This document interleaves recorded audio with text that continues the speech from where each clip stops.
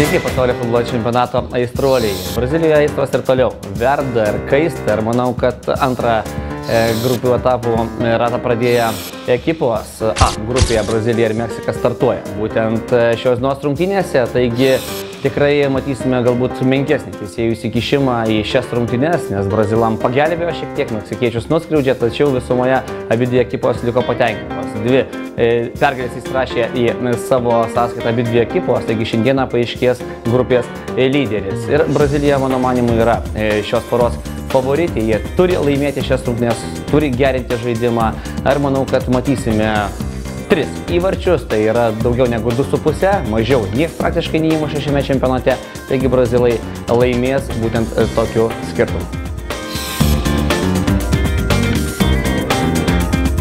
Labadiena, šiandien žaidžia Meksika prieš Braziliją. Žinai ką, mieloji? Iš kur aš išmokau ispanų kalbą? Tikrai, kad nežinau. Prisižiūrėjau daug meksikietiškų serialų, vat Komestai, Tuto Bene, Pedro visokie ir ten taip toliau.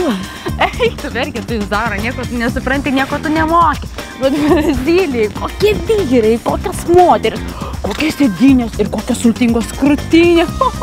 Nu, nerealu žinot. Tai kas laimės? Tie, kas sušoks gražesnį šokį futbolo aikštelėje. Dėl to, kad Urugvajaus komanda pasaulio...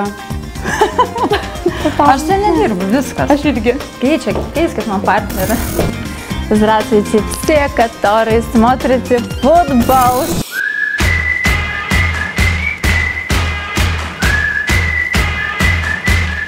Lažybos gyvai. Orangulas.lt